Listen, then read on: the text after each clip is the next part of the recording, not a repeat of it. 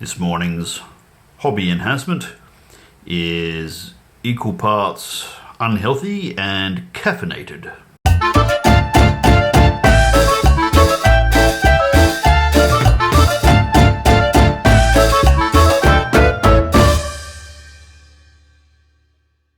Time for an update on the Chaos Warrior army. Here it is, fully assembled and based insofar as the texture has all been applied. You'll notice it's grown a little. Originally I aimed for about 2,500 points, knowing that, being me, it'll grow a little bit.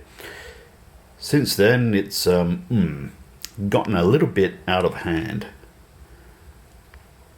I think last vid I said I wasn't planning on doing a monster, but I like this particular model so much that I went and bought it anyway and assembled it up, and well, you know what, I have no regrets. Tooled up as this fella is, if you put a top-notch lord on top of it, it costs about as much as an elf on a dragon, but in this case the dude on top is doing more of the heavy lifting. Now I also had this giant mini lying around for a long time. I'm not sure if this is from the Dungeons and Dragons range or the Magic the Gathering range, but it had been sitting around looking for a purpose for a long time, and I liked the model so much I thought, you know what, apparently you can do giants in the Chaos Warrior list, so I'll add a giant. He's been based up, given a proper base. I thought about trimming off some of the extra stuff on the bottom there, or putting him at an angle so he fits better on the rectangle, but this way looks best to orient him to whatever fight he's getting into, so that's why he looks the way he does. And then there's this chap. This guy was a totally random purchase. I saw it on the rack one day, and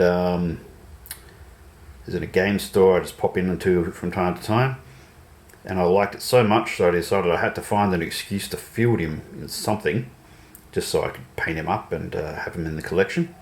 So now I've got two Chaos Giants that were totally unexpected. And this guy here, he cost all of about $27, which when you compare it to the, $150 to, $400 odd that you got to spend on some of the Chaos Giants from the Games Workshop or Forge World range, I think I've scored myself a bit of a bargain.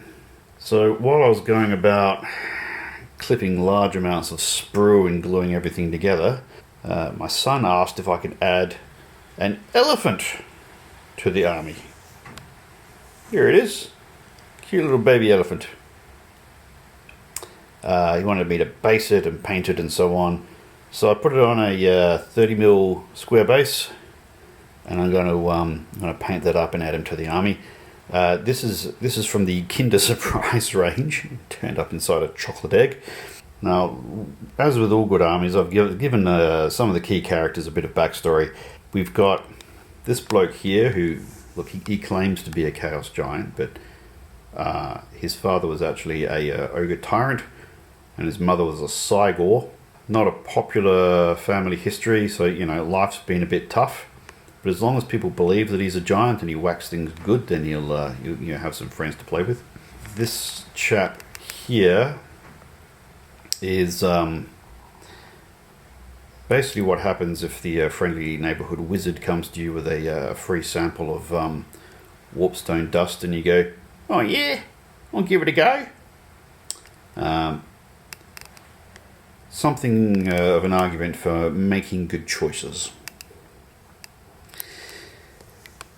Then we've got the usual suspects with a chap with anger management issues who's gone and bought himself a big doggy in order to make himself feel tough. His shifty friend who's possibly into some unhealthy chemicals. This one's actually the standard bearer, because I decided I wanted to do a standard bearer and a chariot. I thought that'd be cool, but then I realised, well, I might not do that every time. So I've got a understudy and some terrible lighting, as it turns out. This is just a normal model which I've done up with an extra little bit of stuff on the base to give them a bit of elevation, and a few extra bits and bobs on top of the banner compared to the other banners. just use as a stand-in army standard bearer if I need him. And that brings us to this chap, this insanely expensive miniature. I mean, yeah, this guy and this guy probably cost me about $75 between the two of them. But this guy has problems. See, he thinks he should be in charge, but he doesn't have a manticore to ride around on, so he's never going to be in charge. So he's frustrated. He's feeling that it's all a bit unfair, and he's having trouble finding constructive ways of processing his big feelings. So he's gone and acquired a therapy animal who runs around with him in battle, and when it gets all too much, he's given him a bit of a pat, a bit of a snuggle, and remember what he's there for and go on, I don't know, bash up some elves or something. I've laid out the army to fit neatly in the frame as I show it off, but this is not at all how it's actually going to be deployed on the tabletop. The whole thing weighs in at about 3,500 to 4,000 points, depending on how you tool it up, with banners, war gear, mutations, and whether I decide to call any of these units chosen. I might paint up some of them with an extra little bit of brass here and there so they can pretend to be extra special on the tabletop. I actually wanted all the infantry to have swords, so I thought that would be a good theme, just to have all the heavy infantry tooled up with swords. These guys have got 2 swords each. This unit's fully equipped with swords, but there actually weren't enough sword models to do that for every unit, so some of them have got we've got axes in one unit and warhammers in another. Makes no difference in games terms, but I try to have some sort of theme in any given unit. I did put full command on the Marauders. I probably won't actually field them that way in smaller games. The Marauders are basically cannon fodder. They're there to get shot at in order to screen the other chaps while they go about getting closer to the enemy. So, you know, it doesn't hurt to have command stands if you ever need them, but I've got a couple of spare guys. I'll be running around in units of 10, so I've got a unit of 12 somewhere, so I can put a couple of spares in to replace the standards if I need to, demote the unit champions and whatnot. Just a recap of what I've got these 4 blocks of heavy infantry. I've decided to do them in 4 blocks of 16. The reason for that is because they're close order, you get a +1 for each unit that's in combat. So if you multi-charge with smaller units, then firstly there's better odds that at least one of those units will retain its rank bonus, and then you would get the extra +1 for the close order from the extra unit in combat. I've got some heavy cav over here, the unexpected giants, manticore, enough characters to mix and match. The chariots came in the big army box. I wasn't originally planning to use them, but there you go. I might even be able to use this guy in a unit with the army standard bearer. We'll see how that goes. I'm not sure if that's entirely kosher, but if it is, it's a great way of protecting them. 3 units of marauders to run ahead as a screen and get shot at. They get a reroll on their panic test if they're chaos undivided. Marauder cav to do more or less the same thing, or run around and deal with riffraff. And a bunch of dogs whose sole purpose is to avoid getting in a fight and go after war machines or act as a redirect if something's charging me in a way I don't like. So the overall army concept is distract and keep things out of the way and soak up shit so that the big boys get to have their fun. Quick note on basing. I actually used a lot less grit than I thought I would. Let's see if I can get a good shot on some of the grit that I've been using. So this textured material here, I've been using this for over 20 years. It's the last couple of inches in the bottom of a bucket that I filled up in 2004. I was in a rental and there was a big pile of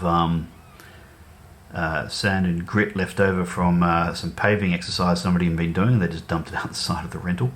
So I filled up a bucket and I've taken it with me from house to house ever since. And I can't believe I still have enough left to do at least one more army, probably a couple more. I've been putting on this on everything since my dwarf army, some Flames of War Team Yankee armies, elves, demons, dark elves, you name it. There's only one army I tried using a different stuff, which actually wasn't as good. But here you go, still at it. Sticks perfectly and it makes a great texture. And I'll flock it up and put some pretty bits on it later. I did notice that with these re-released individual miniatures, right, they actually come with their own base, which I did use. I glued my guys to it, and you kind of have to with this fella. But then when you glue that onto the extra base they give you, you've got an elevation problem.